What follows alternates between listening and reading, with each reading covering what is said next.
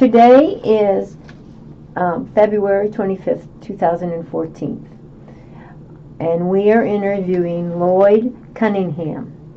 Mr. Cunningham was born December 3rd, 1953. My name is Cheryl Walker, and I'll be interviewing Mr. Cunningham. Mr. Cunningham, could you state for the record what war and branch of service you served in? The branch of service I served in was United States Army. Okay. And your service dates were January 11th, 1973 to September 30th, 1996. And your highest rank was E8? E8, yes. First Sergeant. First Sergeant. Okay. Okay. Could you or would you like to tell us your history with your service? Yes, I would. Okay. I can start from when I joined the Army. I joined the Army right out of high school in January of 1973. I graduated high school in June of 1972. Upon entering the Army, I did my basic training at Fort Jackson, South Carolina, as well as my advanced individual training at Fort Jackson, South Carolina as a personnel clerk. It was a clerk typist at that time. I did all of my basic training there. Once I completed my training, I was assigned to a unit at Fort Jackson, South Carolina for the next 6 months. After that, I came down on levy to go to Alaska. I was assigned to 151st Stock Control Company in Alaska, where I did personnel work for that unit. I was there at Fort Wainwright, Alaska, for a total of 18 months. Once I completed my service at Fort Wainwright, Alaska, I was sent back to Fort Jackson, South Carolina, where I worked as I was sent back to Fort Bragg, North Carolina, where I worked at a unit it was called COSCOM, and that was on the non-airborne side of Fort Bragg. I was there for a total of 3 years. Once I completed my assignment there and my enlistment was up, I re-enlisted to go back to Alaska. This time I served at the remote site at Delta Junction, which was Fort Greely, Alaska. I was there for a total of 3 years. Once I completed my assignment there at Fort Greely, I re-enlisted again and went back to Fort Jackson, South Carolina. At this time, I worked with the reception center where we in-process all the newly assigned recruits. I was there for a total of 3 years. I did my tour there. Once I completed there, I came down on another assignment for recruiting. At that time, I was sent to recruiting school at Fort Ben Harrison, Indiana. I completed school there and was assigned to the Omaha Recruiting Battalion in Omaha, Nebraska. I was there in Omaha as a field recruiter for a total of 3.5 years. At the middle of 1987, I was sent from Omaha Recruiting Battalion to Chicago Recruiting Battalion, which once I came to Chicago, I was a station commander for a total of 1.5 years, and then I was assigned to the Chicago Recruiting Battalion, where I was a assistant operations NCO. I was in the Chicago Recruiting Battalion for a total of 12 years, from 87 until 96. So that was like 9 years. Okay, I was in Chicago Recruiting Battalion. Upon getting promoted to E8 out of Chicago Recruiting Battalion, I was sent to First Sergeant Academy down in Fort Bliss, Texas. And from Fort Bliss, I was assigned to the Dallas Recruiting Battalion. That was in, I believe, August of 1994. From August 1994 till June of 1996, I was a first sergeant in the Dallas Recruiting Battalion, working out of the gosh, I can't remember the small town outside of Dallas. But I worked there until I retired from the Army in 1996. 1996, I retired from the Army. I got interviewed for jobs to get out. So from that point, I have been doing JROTC in the Chicago area. I didn't do any overseas. My military service overseas was considered the 2 tours in Alaska. And once I retired, like I said again, I've been doing junior ROTC in Chicago and in the Waukegan area ever since then.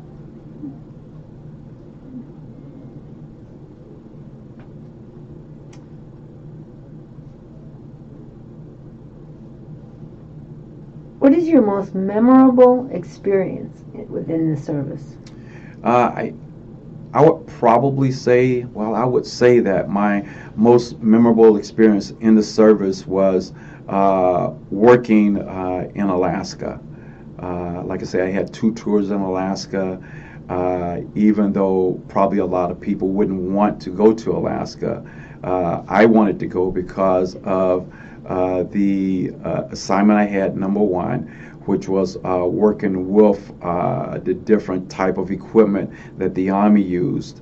And number two, because Alaska is one, I believe, of the best locations in the military that a person could go if they're like outdoors, if they're like things of that nature. So I would say Alaska because I got to take my family with me, and my son was born there in Alaska. Okay, the 2 times that you went to Alaska, you said you were one time in a remote area. Yes, and that was Delta Junction at Fort Greely. And where is that actually at in Alaska? Can you explain? Delta Junction, if anyone know where Fairbanks, Alaska is, Delta Junction is about 2 hours west of Fairbanks. And it's just that remote area where they did a lot of cold weather training. Okay. So how did you actually get there? Okay. Once I got to Alaska, we flew into Anchorage, Alaska. From Anchorage, Alaska, we drove to the remote location, which was Delta Junction. My vehicle was shipped from Seattle, Washington to Anchorage, Alaska, and I was able to pick up my vehicle there and drive the distance from Anchorage to Delta Junction. Could you drive from Delta Junction to Fairbanks on yes. a regular basis? Yes, you could. Matter of fact, I believe that was the closest, biggest city to where we were located. Matter of fact, it was the closest city to where we were located as far as one of the bigger cities in Alaska on that particular side. Did you have to live on base?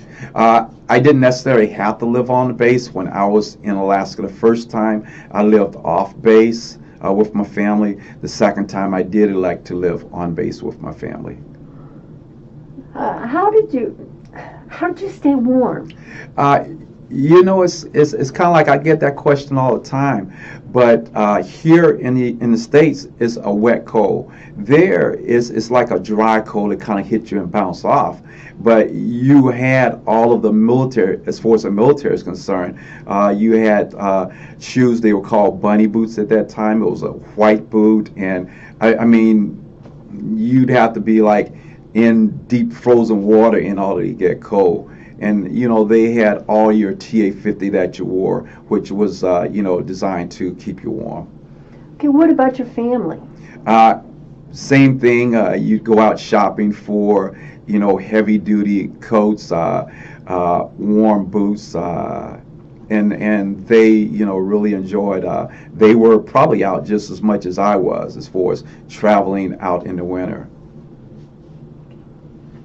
Was there a PX and commissary? Yes. It wasn't the biggest one, but they did have the commissary. They had small commissary. They had small post exchange. and all the other facilities such as recreation center, family centers, things of that nature there at Fort Greeley. Was there things that you missed that you didn't get living in the lower Right. United States? Right, exactly. Everything was pretty much there that you needed, okay? I would say the things that you missed wasn't anything big because, like I said, if you like outdoors, you did a lot of outdoors. They had everything that you needed there. Probably more. You actually got to see a lot more of things that you wouldn't normally see in the lower 48s. Such as, you see big bull moose deers, right in your backyard. You hike, you might see a bear every now and then, crossing the road or, something like that. So I don't believe there was anything we really missed because I'm originally from the country, and in the summer we would, have our own gardens, and vegetables there, they would grow like, wow. Just huge, cabbage and zucchinis and things of that nature. So I think that, too, was one of the reasons that we really liked being in Alaska, just the outdoors. And, people say, how about, when there's no sunshine? Yeah, you do have that time frame that you have 22 hours of, darkness, in the winter. But then you get the reverse side of that in the summer, where you got all this daylight, and that's what causes the vegetables to grow pretty big. So did you can? Yes, we did. We canned everything from vegetables to salmon. We did a lot of fishing. We canned a lot of vegetables. So as far as the needs, food and things like that. We had, same opportunities as we would here, probably more of opportunities. Did you hunt? I'm not a hunter, but I did a lot of hiking. We did a lot of fishing. I had, friends. We, camp out overnight, and when the salmon, run downstream, we'd be out there, and, huge salmon, So I was, just basically outdoors, other than the hunting part of it. Mm-hmm. Right. Mm-hmm. Okay. So you got to take your family with you. So that wasn't an issue with keeping in touch with your immediate family, with your wife and your children and things like that. Right. But exactly. What about your parents and your in-laws and things like that? Right. And that probably was a little issue, but we always stay in touch with them via the phone. Over the time frame, I think we probably went home maybe once.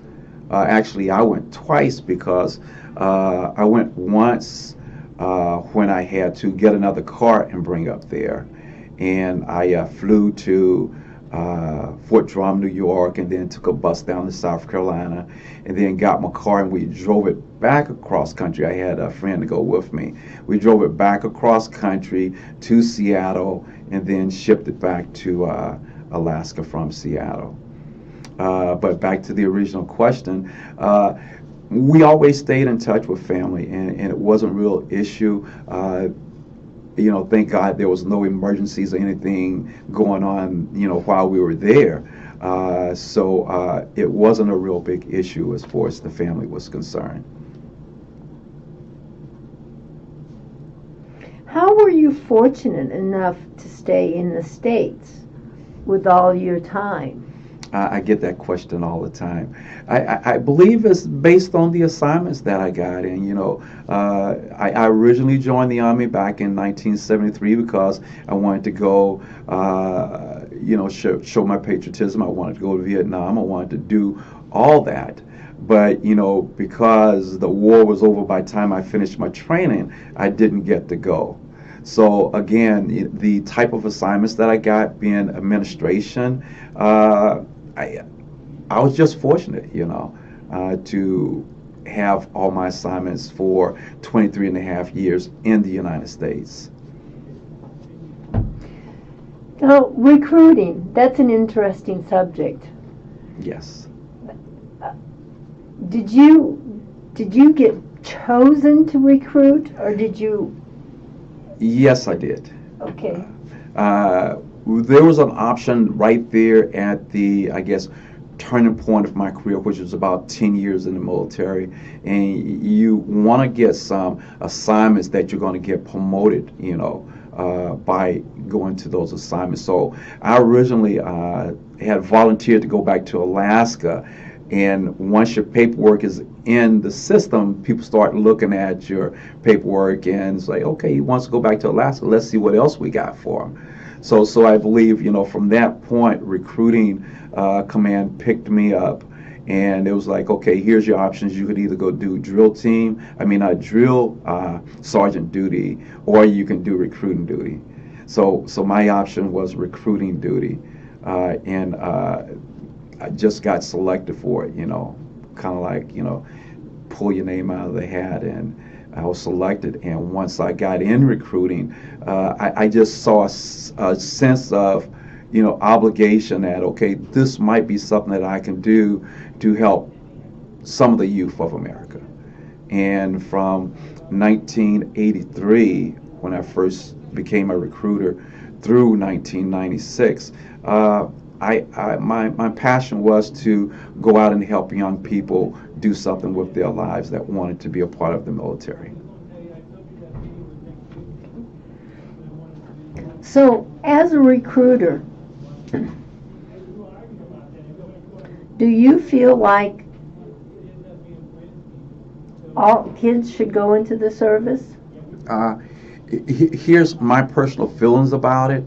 I feel that every young person in America should do at least 2 years in the military, just to get a feel of that sense of obligation and, give something back, and then if they like it, let them stay. If they don't, they got that option to get out. So, that's my personal opinion. You were a recruiter for quite a long time. Yes, my last 13 and a half years. And it changed. Yes, it did. When I originally went into recruiting, there was a lot of hard work to work for what you got. You have to get out there, you have to find the people, you have to talk to them about the programs and the benefits, and try to design a program to meet their needs. And that was then, and the more years went by, it seems like it got a little harder, but then technology came into play as well, and a lot of what recruiters used to do, word of mouth, eventually they had, the videos and things like that to kind of help recruiters out. But again, I think that individuals going into the military is something that they should do. And as a recruiter, that was my job to convince them that there was programs that could help them toward a pathway in their life.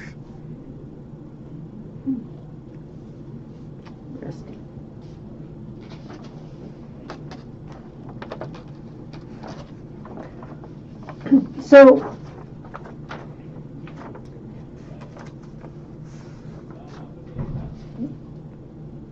in your career, in your Army career, were you married from the time that you started? Yes, I was.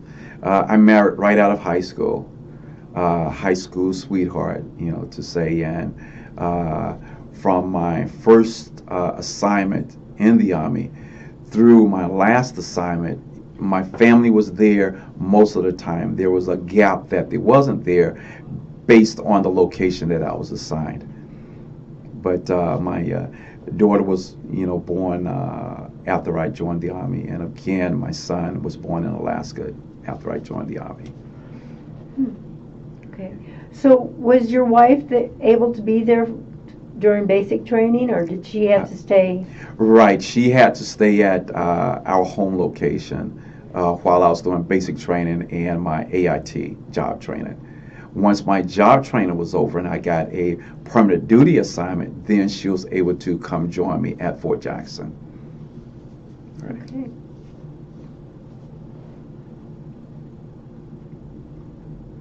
Do you recall the day your service ended?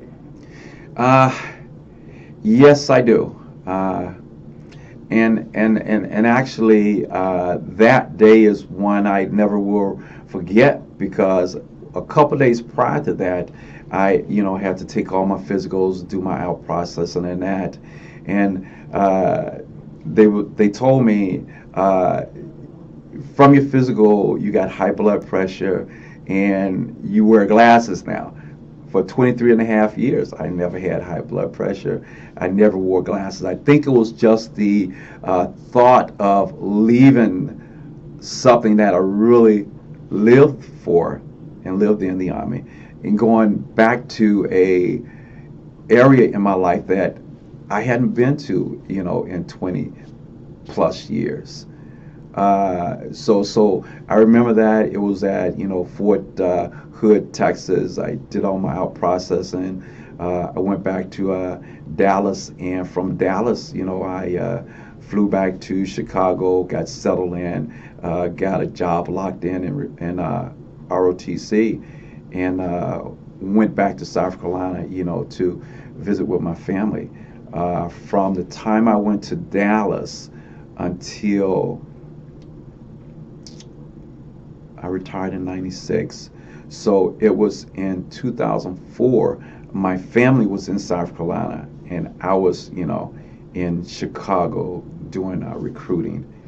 And that was like a personal reason that, I didn't want to uproot my kids out of school and, move them. So I was a geographical bachelor for that time. Okay. Do you think raising children in the military is rewarding for your kids? I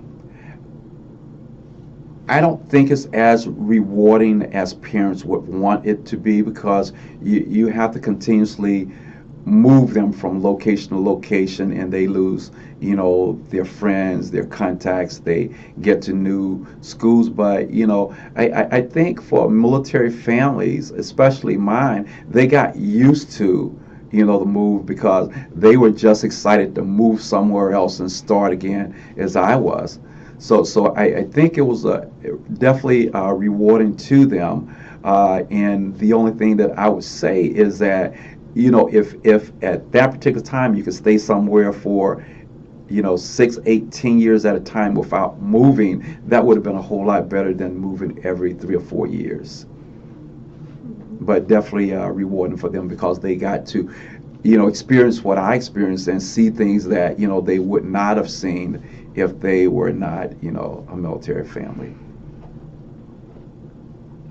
Now, why is it, as an ROTC instructor, you're not considered military?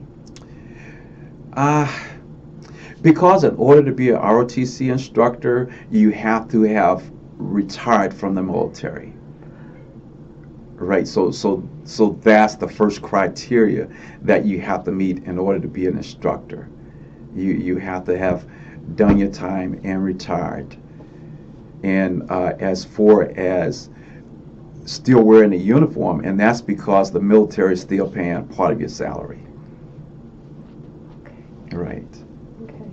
And it's junior high or high school? This is high school, 9 through 12. Right. And as a ROT instructor, what do you actually do? Okay. All day long. We teach just like all the other teachers do, but we have a curriculum that we teach from. We teach our cadets leadership. We teach them history of the United States, history of the military. We teach them leadership labs, which entails marching, the regulations that tell you, how to march, how to do platoon drill, different things like that. We teach them physical education. You know, we have PT 1 day a week. We teach them etiquette classes because we have a military ball once a year, so we want to make sure that they understand how to present themselves when they go out to a restaurant and things like that. And I also coach the drill team. In ROTC, we have different after-school activities, drill team, color guard, drum corps, we have raiders. So all those after-school activities is something that we do extra and I say to keep the cadets engaged, keep them out of trouble, you know, and give them a sense of, you know, belonging to a group, you know, and not out there on the street. Now, from high school ROTC, do they automatically go into college ROTC? No, they don't. Some can get scholarships to go to college ROTC programs. Most of our kids at Waukegan, they go to college. A few of them probably, you know, go to the workforce. And there's some that do go in the military, but that is not our focus, you know, on getting them in the military. Our focus is to get them to continue their education, get college degrees, and then do whatever they want to do from there. Interesting. How many schools do you know have ROTC programs? Wow. The college ROTC programs? The high school college ROTC programs, gosh, there's over 1,500 within the United States. If you say here in Chicago area and suburbs, there's probably about 40 to 50 schools. We are the Waukegan JRTC program are the only Army school out in this area. We have Navy in Zion, and we also have Navy in North Chicago. But most of the schools in Chicago are Army JROTC schools. Interesting. Yes.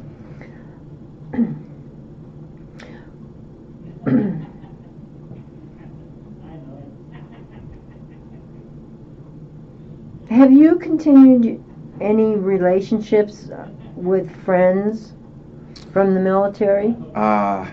Yes, a lot of my friends, no matter where they are, that I met in Chicago, they end back up after their military service in Chicago. Yeah, a lot of them is GRTC instructors. Some works government jobs in and around the Chicago area. I enlisted on the buddy system, and my buddy that I enlisted with back in 1973, we talk often. He's living in Columbia, South Carolina now. And just recently, like the last year, we got in contact again. So you know, there's every now and then, you know, I run into someone, you know, on Facebook or somewhere like that, social media, and, you know, recontact those individuals. So there is a lot of individuals while I was in the military that I still, you know, stay in contact with.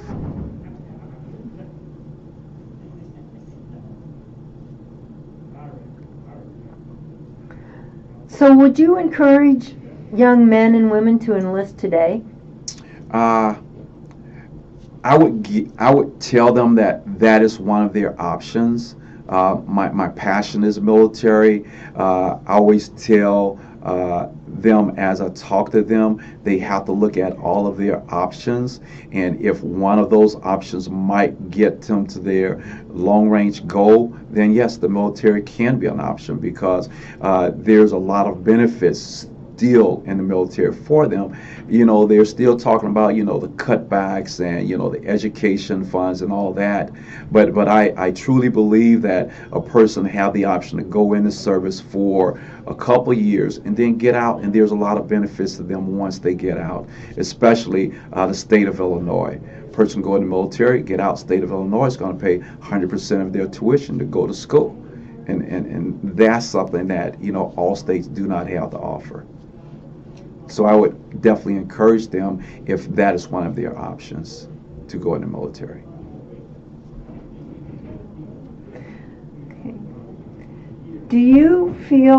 How do you feel about war as it's depicted in movies today?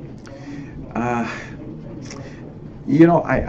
believe that it's like in excess of what really going on, because if you haven't been there and haven't dealt with it, then you really don't know. And a lot of what I think the movies show is hearsay.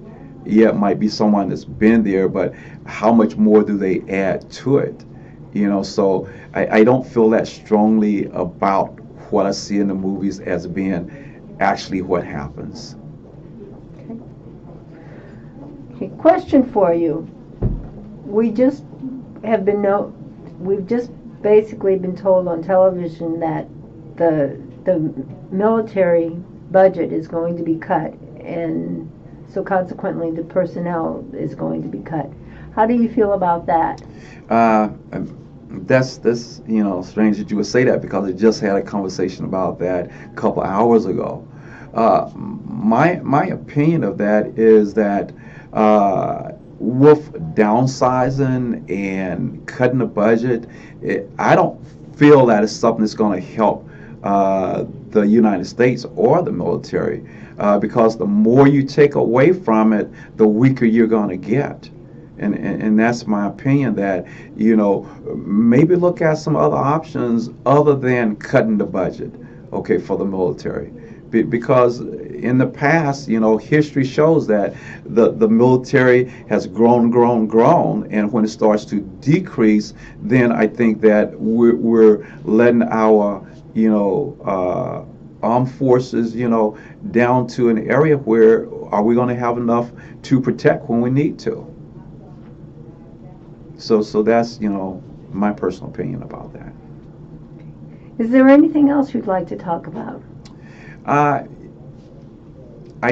truly enjoy my 23 and a half years in the military. Someone always asks, if you had to do it again, would you? And my answer is always yes. Would I do a couple things differently? Probably so, but to start from nothing and get to where I am today, and especially when I'm able to give something back to the community, help youth. We always say save a couple. You can't save them all, but as many as I can reach out and touch and do something positive for, I think that's my passion, and that's what I want to do for the youth of America. Would you still make it a career? Would you still have made it a career? Yes. Regardless, I think I would, because there was a time early in my career that I was like wavering whether to get out or stay in, and I thank God that I decided to stay in, because I've really grown as a person, father, husband, and doing all the things that I've gained from those years in the military.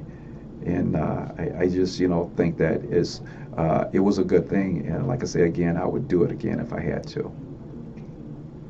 Well, at this time, I would like to say thank you for taking your time and giving your time for being in our service and serving our country. You're more than welcome. And I would also like to thank you for honoring me the time that you gave this afternoon and allowing me to be the one that interviewed you. You're more than welcome. I'm glad I had the opportunity to do this. Thank you.